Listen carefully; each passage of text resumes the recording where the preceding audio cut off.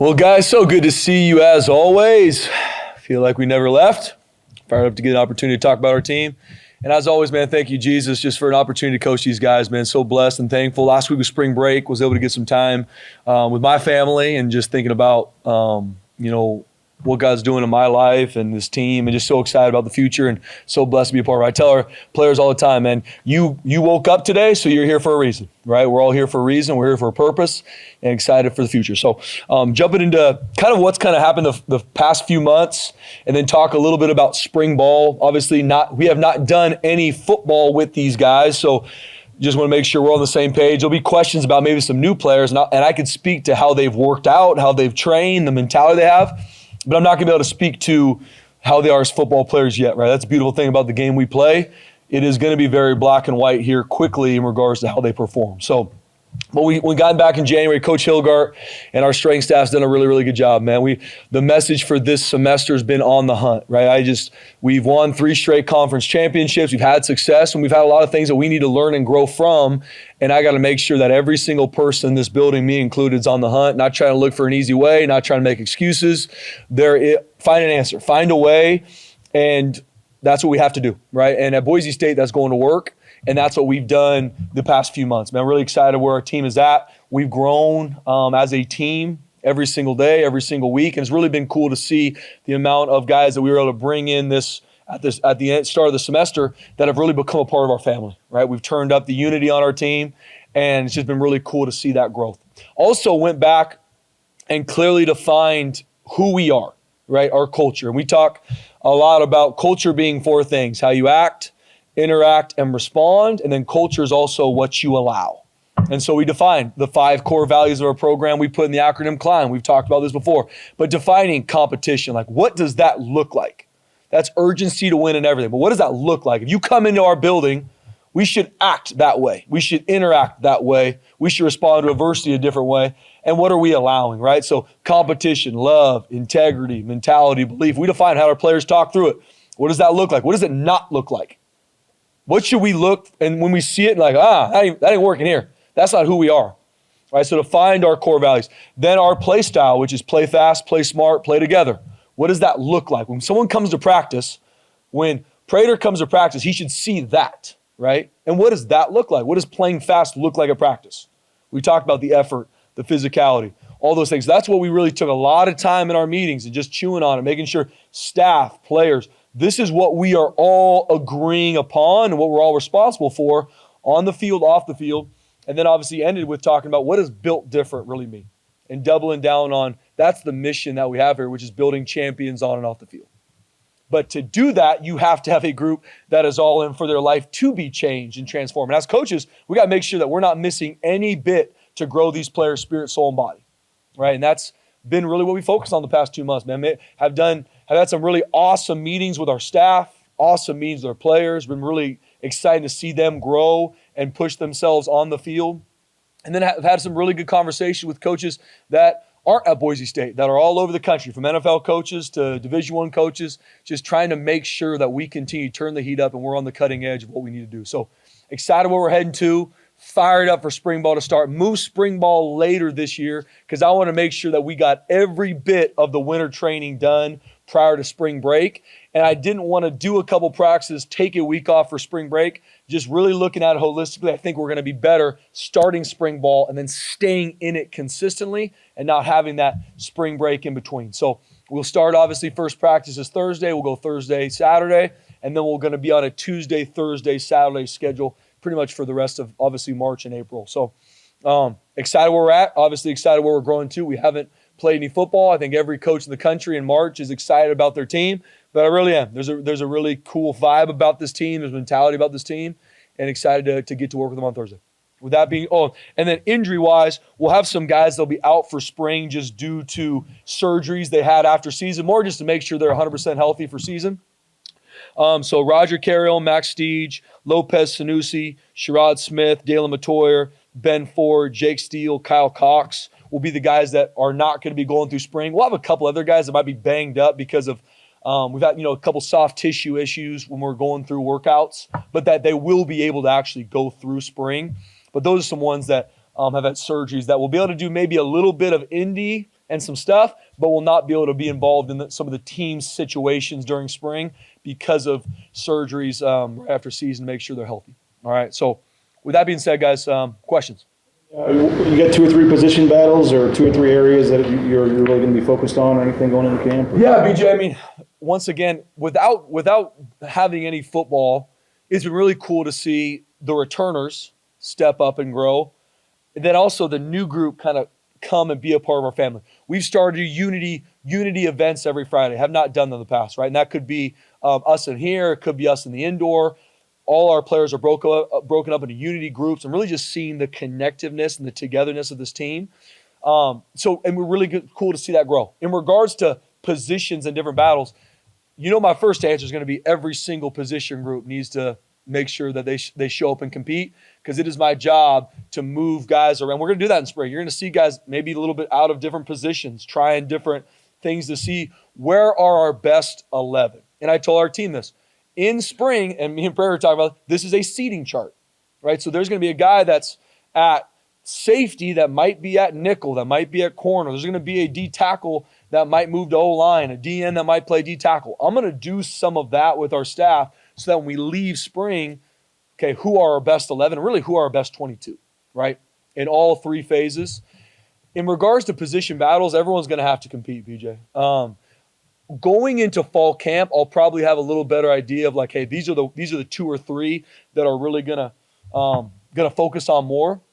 Obviously, the secondary is one where we've had some seniors, right? So that's going to be one that I'm really excited to see growing. Receiver, O-line, D. So O-line, D-line is going to be one where guys. So there's guys that have graduated, that new players or players that have been here are going to have to step up. But I can't speak to 2 or 3 right now without seeing our guys go out there and practice.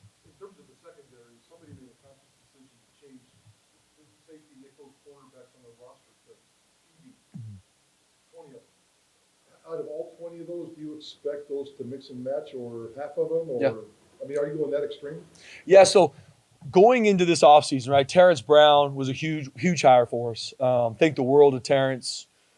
Play caller at Cal last year, known for a long time. Phenomenal defensive football coach, Prater, but an elite technician in regards to defensive backs.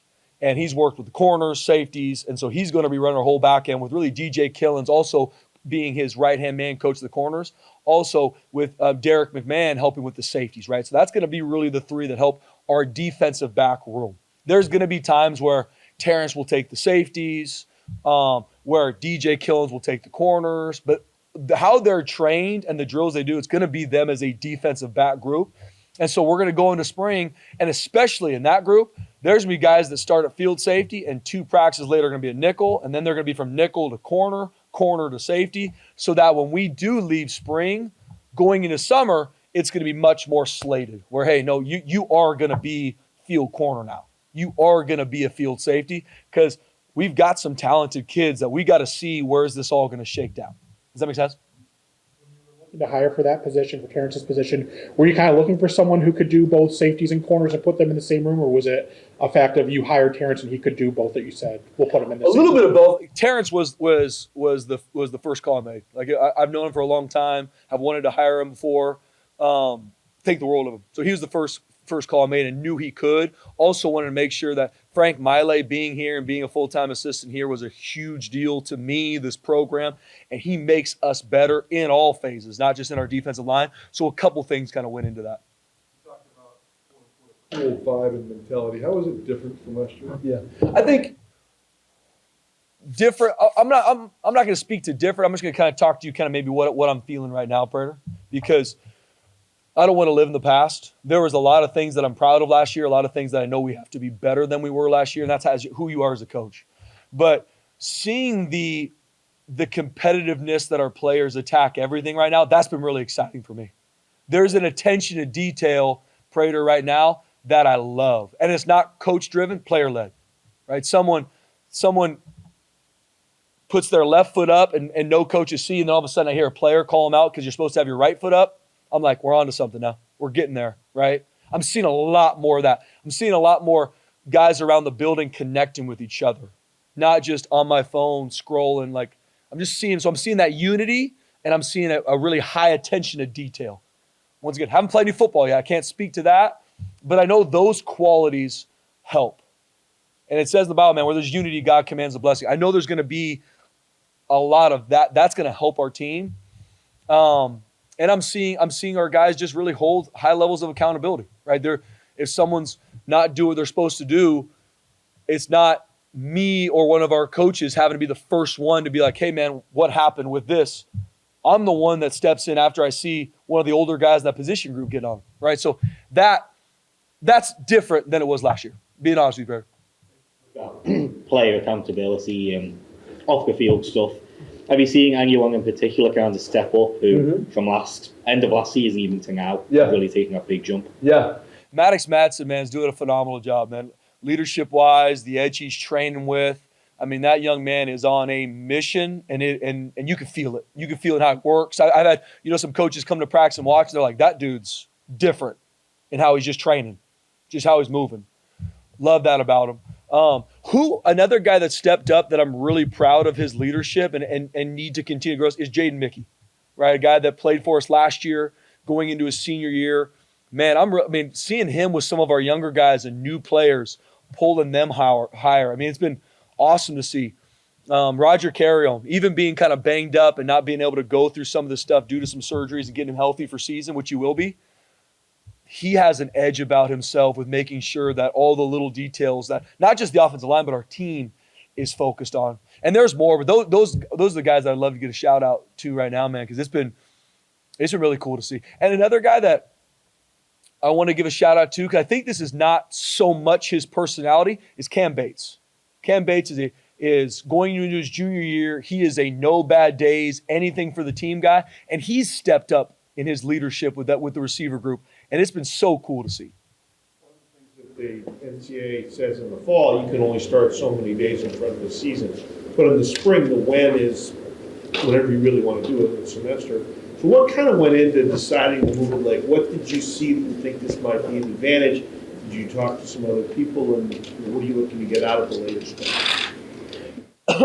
So looking at it, first off, no portal window now at the end of spring, right? So that's something that was always, okay, how do you time up the portal window with, do you want to be practicing? Do you not want to be? Especially with us being a semester school, we're out of school that first week in May. I never really liked having a couple practices and then spring break, but because of the portal, it's like, all right, I want to get spring ball buttoned up, have our meetings so I have a really good idea of what's happening going into summertime.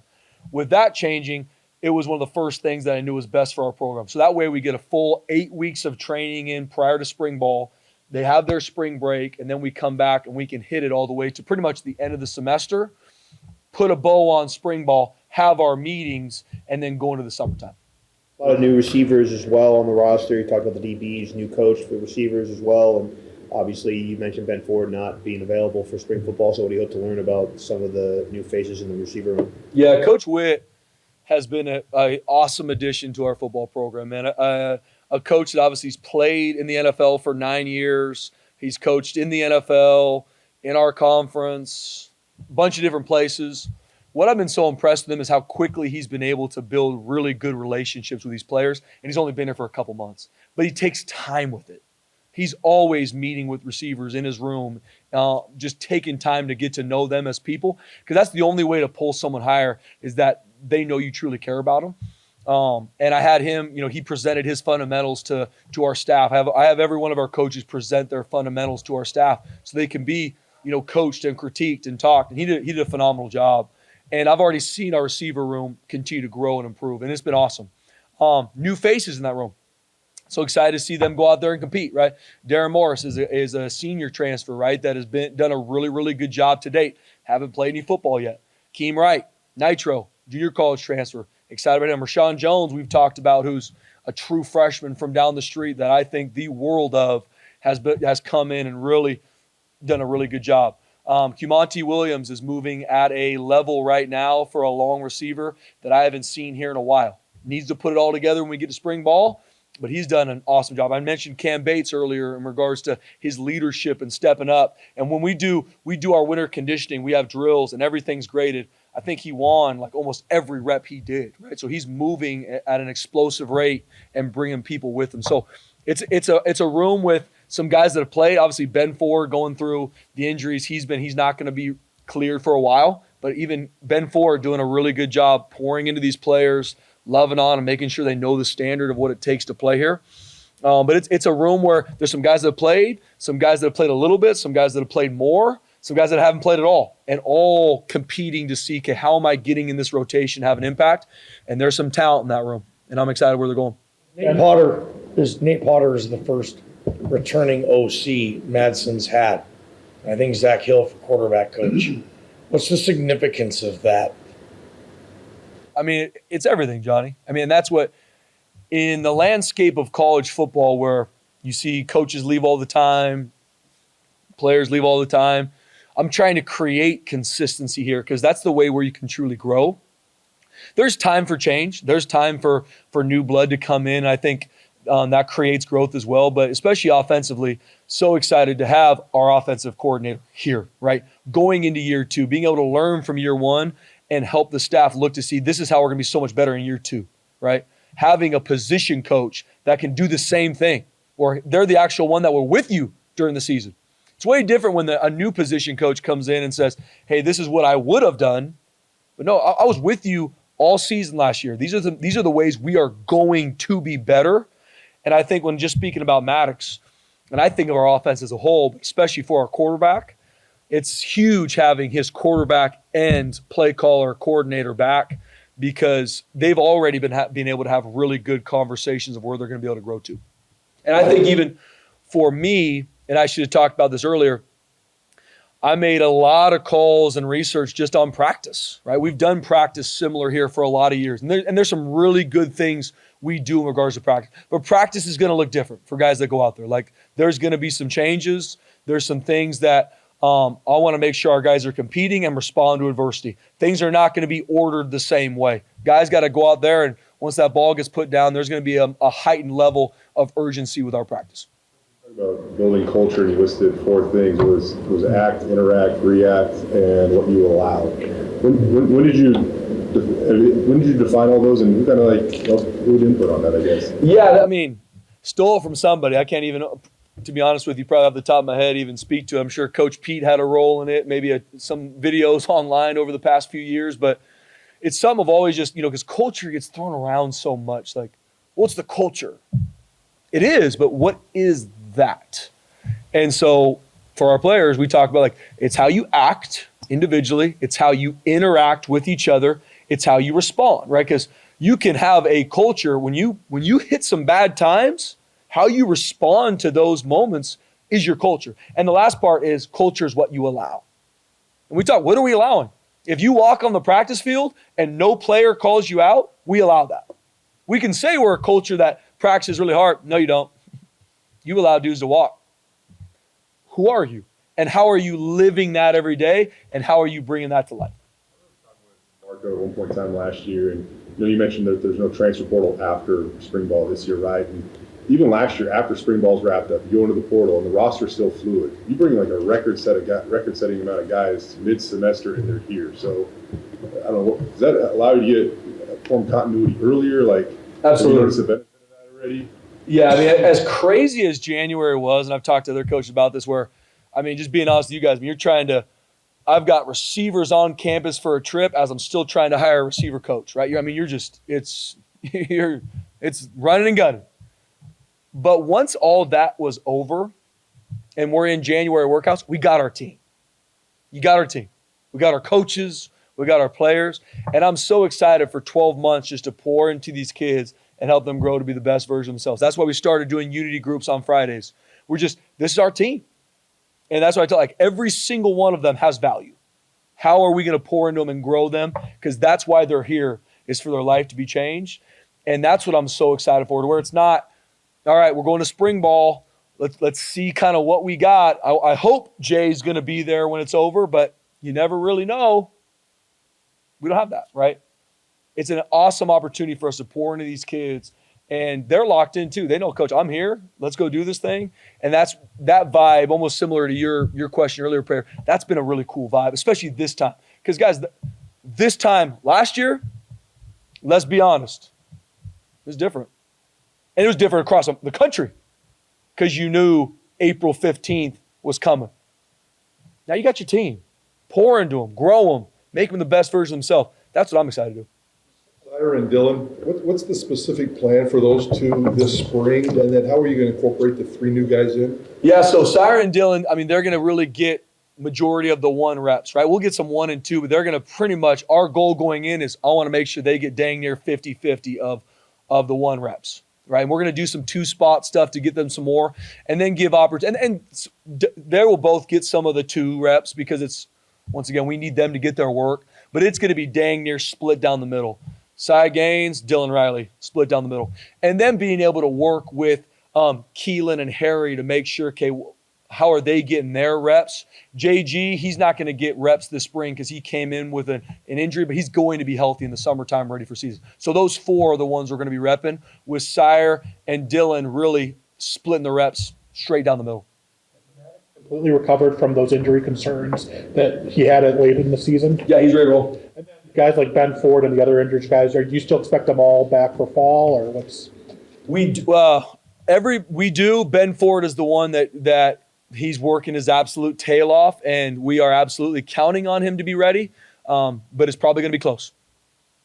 You talk about Dylan and Cy. I mean, just both those guys going through their first real full college seasons last year. How are they? I don't know if difference the right way to put on it, but how are they different maybe this time this year than maybe last year? What was the offseason been like for them? Yeah, Sire and Dylan, man, they've learned so much over their time now at Boise State. And they both have a lot of game reps, to your point, Jay, to really learn from, to grow from, and a lot of things even off the field to learn from. I know what it feels like to not have a good game, and I know what the outside pressure feels like. I also know what it feels like to have a good game, and everyone's talking about me and how I respond to that. That's kind of the stuff that people don't know, which is that's a healthy growth for a player when they've been through those moments. So Dylan and Cy both have been through that.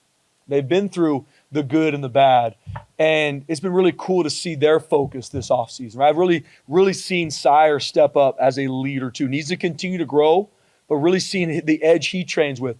Dylan Riley is that quiet competitor, man. I mean, he goes to work, and it's really cool to see his game continue. I mean, he's one of the strongest I've ever seen him. He's going to continue to grow his body. So both those guys, games on the rise. Like, Coach J-Mo does a phenomenal job with our running backs. And then even bringing in the running backs we did, like, there's going to be really good competition in that room. That's obviously a room that we put a premium on, is the running back room. But Sire and Dylan, I'm really proud of where they're at and being able to go into spring and now be able to compete again. We're going to have 15 practices where it's like, put the ball down. Where are we growing to? Because both of them know there's a lot of meat on the bone from last season. What are you looking at there? And were you expecting Ty Benefield to go pro, or were you expecting him back next year? How did you plan for that? And what did you make of him and deciding to go to LSU? Yeah. I will say this on the Ty Benefield. I absolutely did not see him leaving here. I thought it was either going pro or staying, and that was our conversations all the way up. Broke my heart that he left. He is a son to me, and I will love him forever and wish him nothing but the best. And I miss Ty, but that's really what it was up into that. Just the position in general. Yeah. In regards to the safeties, Jaden Mickey is a guy that can play a lot of positions. Played nickel for us. We're going to play him at some nickel, at corner, because he's one of the best cover guys on the West Coast. I mean, Jaden Mickey can flat out cover. So we're going to kind of move him around. Derek Ganter was able to play and start some games, right? So him playing that boundary safety, we're also going to have some competition there. Travis Anderson's played. We're going to move him around. Kyle Hall's a guy that's come in from junior college, has done a really good job. Roman Tillman from South Dakota. Transfer's been able to show up and do some good things. Cameron Jamerson is a guy that he came from TCU. He played corner. We might even play him at some nickel. We're going to move guys around a lot in the safety room. We got Josiah, who's been here, played on special teams, long, athletic. Arthur can run, long, athletic. Where are we going to put these guys? That's why it's a seating chart. And so for us, especially with safety, because your point, BJ, there's a lot of question marks how that's all going to go. We're going to use spring ball for it. So there's going to be guys that start at boundary safety and 2 practices later are going to be at field safety. And then maybe 2 practices later are going to be at nickel. That's all going to happen in spring. So then by the time we get to summer, those guys are really in the positions they need to be in. And even at corner, I mean, we've got, obviously, even with Sherrod Smith being out for spring because of the surgery, getting healthy, I mean, there's going to be high competition at the corner position now. I mean, we got some dudes there. So just really excited to see it all shake down. And the whole defensive back group as a whole has really stepped up this offseason to date. So really excited to see it all shake down. Linebacker room, it seems like there's massive opportunity there with Rip and Phelps, and then 2 or 3 guys coming back, and then 4 or 5 new guys. How much can this position group evolve in the spring? Has to, right? Huge. Have to evolve, have to grow, and create really good, dependable depth. Proud of Bowen. I mean, I think Bowen could be one of the better linebackers we've had here. Jake Ripp's played. Excited for him to continue to grow. We're able to bring in some guys. Haven't seen them play football yet, right? But excited to what they can do, and excited to see some of the guys that have been here and where they can be. I think Sam Brooks has an opportunity to have an impact. Sincere Brackett's been here.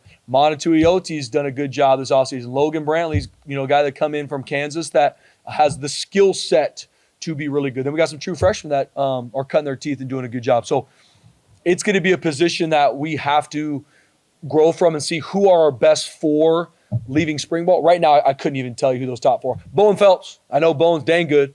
Outside of that, who really are those guys? No, Jake Ripp can be really good, has shown he can.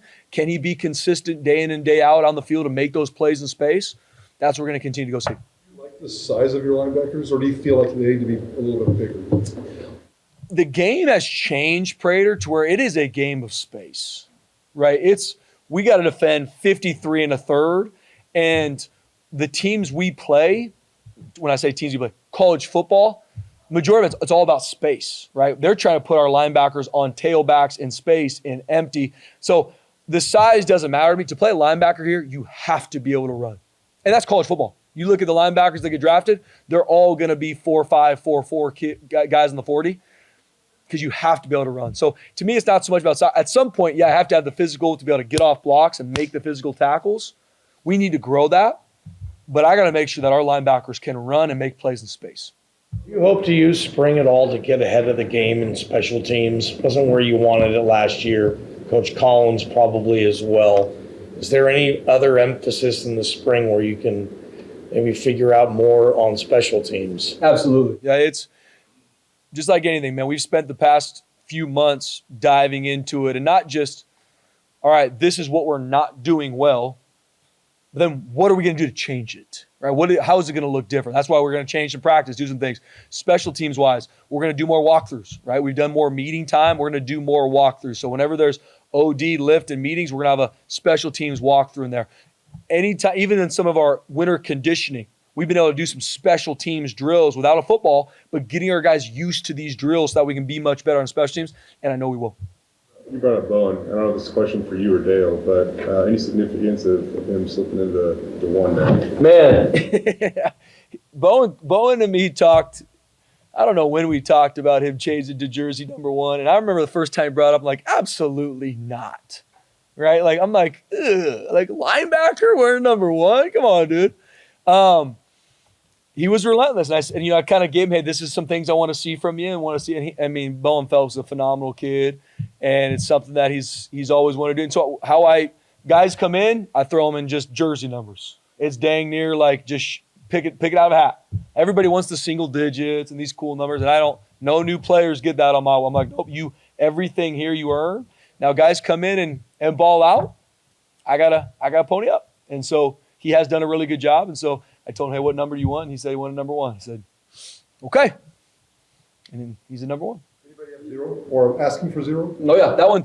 I don't think I've given that one out yet today. Yeah, I got 3. Like, I keep some until after spring. So there's some guys that, I'm not going to say names, like, Coach, I want the number. I'm like, I need to see more from you in spring because I live in a reality where all our players, like, I got to make sure everything is very clean. Because if I do something for BJ Rains and not for Prater and there's no reason for it, that's not going to be good, right? So I got to make sure that all that's really clean and that if someone's in a jersey number, I'm like, yeah, well, he's a better football player than you right now. Not that BJ's better than Prater. I mean, that's up for discussion. Yeah. Jackson and Cash. Over the next month, how does Spencer Danielson perfectly visualize the way he wants that to go? Yeah. We're going to get a lot of reps in spring. Like I said, we're going to two-spot some things. We're going to make sure our quarterbacks get the reps they need. So in a perfect world for me, I want to leave spring where we know exactly where they are at and then where they are growing to in the summertime, Predator, right? So I don't want there to be any gray of how good is Max going to be for us this season? How good is Cash going to be for us this season? Jackson, Maddox. That's why we're going to make sure, not just for them, but our position groups as a whole, where I need to leave spring where there is tons of video evidence exactly where you were when we started spring, and here it is when we're ending spring. So you can see the trajectory they're on, and then that's where we take over and really create these depth charts going into summer. So that's going to be the biggest thing for me, Predators. Okay, we got some new quarterbacks. Where they started, where they ended, okay, this is the trajectory you're on, because then that's going to help us figure out, okay, what is our depth chart going to look like in the summer? Your third spring, how does it feel different leading into this one as compared to this time the last 2 years? Good question, Bob. I think just like anything, the more you're in a certain responsibility or seat that you look back on the past of kind of where you're at. Where I said I'm a big lessons learned guy. Like I went back and read, what did I learn from last year's spring ball? What did I learn from season? And after our season, man, I took a lot of time just to really think about where we are and where I'm excited us to grow to. So I would say, if anything, just being able to really take some time and know some of the things that are in front of us and where we got to grow to. More passionate than ever about this team and where I know we can grow to, even in this crazy landscape of college football. I know without question you can be successful here. I know without question the best is still to come here. And that's not hype. That's not, well, Coach D is supposed to be nice. No, I know we can. Now, I'm not saying I got all the answers today, but I do know we have the right people. And I'm excited more than ever to go climb that mountain. And so I would say there's even more of a strength in my spine more than ever about knowing what I'm called to do here and how to do it. The offensive line, you got a couple guys gone, obviously a couple starters leaving, and then you got some injuries you mentioned. What's that group going to look like this spring, and what are you trying to get out of that? Yeah, the mentality of our team will be on our offensive line, BJ. And there's some question marks going into spring, right? So we have some guys that aren't going through spring ball that we wish we would be able to, right? But they need to get healthy and make sure they're ready for season. So it's going to be a lot of rotating guys around and a lot of competition. And we need to see our offensive line take a big step in spring ball. And I know they will. Coach Keene, I think the world of, is a proven developer. It's going to be even awesome to have Chris Strasser here too to help with our offensive line and help grow that. We know he's elite at what he does. And I believe we have the right guys. There's some guys that have not played a lot for us yet, but have been here. And that I know sat in my office and said, Coach D, I am ready. And I'm like, okay, continue to show me. So I'm excited to see those. That's what you have spring ball for. So with the injuries, BJ, with some of the new players we've brought in, it's really hard to sit here and be like, hey, this is what I see the lineup being. I do know we're going to have some really, really good competition. And once we get all our guys healthy and we go into summertime, our O-line is going to be ready to roll. Mason and Zach gone, who could snap the ball for you guys? Yeah. Center. Stu for sure. Even though he's going into his sophomore year, Stu's going to be a really good offensive lineman for us. Jason Steele can snap, and then we're working with some other guys that can also snap to work through that center position. We'll work through those in spring. Parker Perkins, we've got a couple other guys we'll work through. Rule with 16, I think you can send 16 on the road to recruit now. How much has that changed in one of those windows in terms of this calendar year? Yeah, so going on the road recruiting opens up again in April, mid-April, and goes through May. You can have 10 coaches on the road. What has changed is now usually you have 10 countable coaches. Let's say one of them can't go on the road. You can do a waiver and stuff, but really that means now you just have 9. Now with having 16, you can still only send out 10, but you've kind of got 6 in the bullpen that if someone's from an area that can help you recruit that area, you can kind of sub them in and out.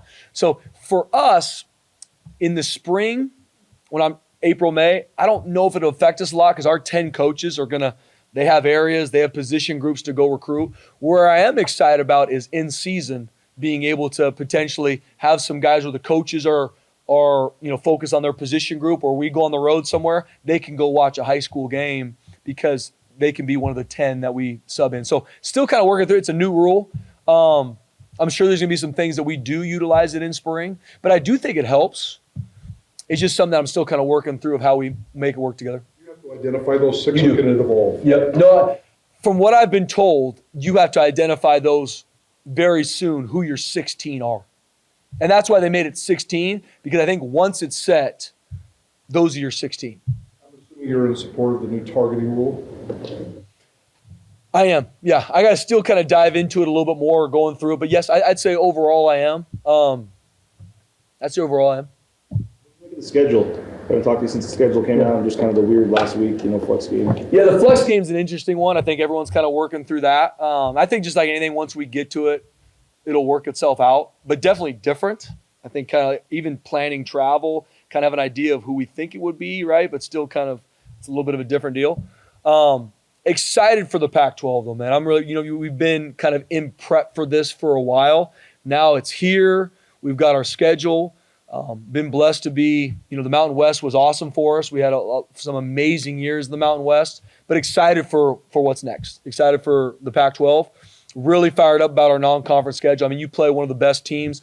I'm sure Oregon will be ranked, I don't know, somewhere in the top 5 when we go play them game 1 on the road, which is huge. Then you come home to play one of the best teams in the country in Memphis at home on the blue, right? So I like how the non-conference went, going to Western Michigan, has like one of the best returning teams in the country. Really good non-conference. Then you roll into a Pac-12 with some new coaches that are going to do a really good job in some of the best environments. So I think overall, BJ, just like anything, you've got a schedule that if you handle business, you have the report card to go play in the college football playoff, right? And week in and week out, for our fan base, they should be really excited about the games we're playing. There's not one game where you're kind of like, all right, we'll see. Like every single one of those games is going to be exciting for our fan base, and that's the way college football should be, right? And nowadays, for the college football playoff, you need to win dang near every single one of them to give yourself a shot. So I'm fired up about it. Pro Day tomorrow, what are you looking forward to there?